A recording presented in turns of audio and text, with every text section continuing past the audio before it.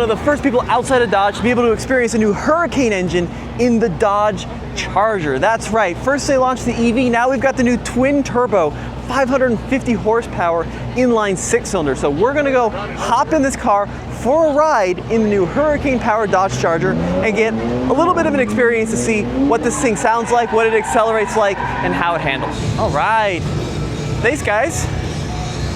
Hey man, how's it going? Doing well, how are you? Hey, good, I'm Tommy. Tommy, nice to meet you. Justin. You mind if I film with my little GoPro here while you do your thing? That's what we're here for. So are you guys running these things in rear drive mode or you got them in all-wheel drive? No, they're in rear wheel drive. Okay. And we'll run second gear the whole time around there. Second gear, and how have they been doing so far? They've been doing great. Nice, dude, that's awesome. You ready? Yeah, let's do it. All right, so first acceleration in that twin turbo inline 6. Oh, dude, pretty damn good. Now this is in the rear drive setting. It's kind of a howler. Oh man!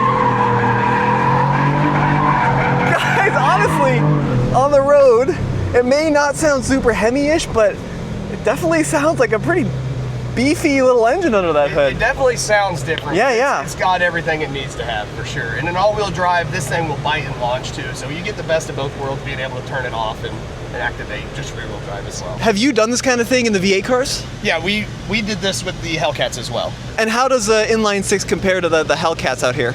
Different. Yeah? Different, yeah. Well, what does that mean? Like, how are they different? Well, I mean, obviously you're comparing 600 horsepower to 800 horsepower, so there's a significant difference in there. These ones you got to finesse a little bit more, but the car still makes it easier than it should be. Okay, yeah. Cool. And like the torque delivery, is it a different kind of driving style? It is, because you're going from a supercharger to a turbo. So okay. you do have, there is a little bit of difference to get used to, but once you figure it out, it's just all feeling, it's not too bad. And is it tough to keep them in the boost, or is it pretty straightforward? No, it's pretty simple. Cool. Yeah. Awesome, man. Thank you so much. I appreciate you a lot. Thanks. So a really quick ride in the new twin turbo inline 6. Tommy, you're looking good out there. Yeah, I did nothing, but... Well, yeah, but it looked cool. So I didn't want to say it in front of the Dodge guys, but in the car, it sounds a lot like the BMW engines from 10 years ago. So pre-B58, I think it was N55, right? And 54s too, yeah. Yeah. So it's got kind of this little wail to it with kind of this boost sound in the background, but it felt pretty responsive. Yeah, it's not the typical muscle car sound that we've come to expect. The other thing about them is they're heavy cars. They're 4,800 pounds, but they've made them so wide and they've also put so much tire on them. I don't know, how did it feel from the passenger seat? Did it feel like it made up for the weight a little bit? Yeah, I mean, it felt pretty nimble. We were in the rear drive mode, yeah. And it is pretty cool that when you go in the rear drive mode, it disconnects that front axle completely. Yeah, and they can do that too for fuel economy. If you're doing a longer highway stint, you don't need all-wheel drive. Yeah, pretty neat. All right, Kay, so we just got off the track, but I thought it'd be cool to give you guys a little walk around of these new 6-packs. Especially because we can look at these two side by side. This is the Charger Daytona Scat Pack, and that is the Charger 6-pack Scat Pack. It's a lot of packs, a lot of Chargers, a lot of names, but this Daytona is the electric, the 6-pack is the gas. We can see the two side by side to look at some of the differences. The best way to tell from the front end is with the nose and the shape of it here, because the electric has this pass-through, and that's very different from the new 3-liter inline 6 twin turbo 550 horsepower Scat Pack. The hood is a completely different design. And I think part of that case is if you look at the side profile, it's a much taller hood, because the Dodge people are saying this engine's a pretty tall engine. Though I've got to say, it's kind of a subtle difference. You don't really notice it at a glance. You have to look a little bit closer to see that. Also, this electric is a 4-door. In fact, this one's even got some car seats in the back. Does it really? Yeah. Oh, no way. No way. But 4-door, 2-door, you're going to be able to get 2 or 4 doors on either one. And looking at the rear, the electric, of course, no exhaust tips. It does have the Fratzonic system, the chambered exhaust that gives it its signature sound. But here on the back of the 6-pack, you'll see 2 actual exhaust tips for that straight 6 twin turbo. Now, Case, we actually had a chance to see these things do some burnouts up close and personal and do some donuts. Yeah. So we're going to include that footage now so you get a sense of what these things sound like up close.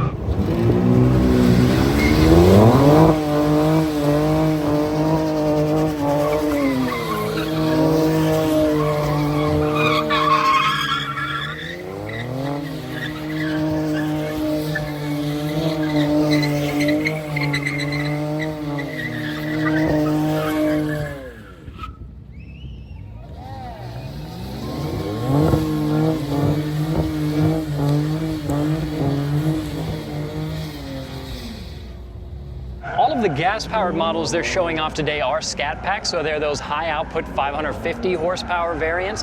They're also making a little later on an RT that's going to be $5,000 less expensive. So these will start at 55. The RT will start at 50, and that has the standard output 420 horsepower version of the 3-liter Hurricane, and that's not just a computerized difference in the engine, right, Tommy? No, so they actually have pretty substantial differences. Turbos are different, cooling is different, even the bottom end sounds like it's going to be different. Yeah, so the high output version of this motor has got a bunch of forged components internally in the motor, and it's got 54 millimeter Garrett turbos, 2 of them that peak out at 30 pounds of boost, which is a lot of boost in a passenger car. That's about as much boost as my old Cummins is putting down. So 30 PSI is a ton. And as you saw from what Tommy was doing, there is a rear wheel drive mode, even though these cars are standard all wheel drive. So they can be an all weather car. We live in Colorado, so that has kind of kept us from getting a lot of muscle cars of the past, because you just don't really want to go to a ski resort somewhere in the mountains with a rear wheel drive V8 powered car. Standard all-wheel drive, not only on the SCAT-PAK, but the RT as well. Yeah, but as you saw on like those, the disconnect clearly is a full 100% disconnect, right? And like they said, it's not like it's biasing a majority of power to the rear. It's sending 100% power to the rear when it's in that rear-wheel drive mode. And these also have a limited slip rear differential. They've got line lock from the factory, so there's a lot of fun that you could have with it as it comes out of the box. They are pretty pricey cars, and they're heavy as well, about 4,800 pounds, but they come with a lot of features, and that's got to be the biggest back seat in any 2-door car. Yeah, so we have a video of our TFL car where we kind of go through front seat, back seat, right? Show you what it's like. It's massive.